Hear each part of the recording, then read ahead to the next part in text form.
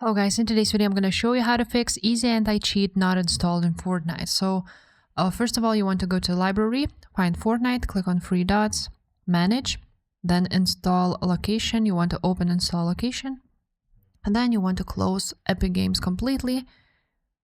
After that, go to Fortnite game, binaries, Win64, easy anti-cheat folder. Then you will find easy anti-cheat EOS setup exe file. You want to create a shortcut of it, so right click on it, show more options, and then create a shortcut. After the shortcut was created, you want to go ahead, right click on it, go to properties.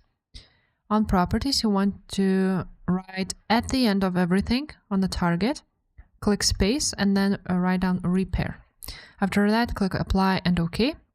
And then you want to go ahead and double click on easy anti-cheat setup shortcut.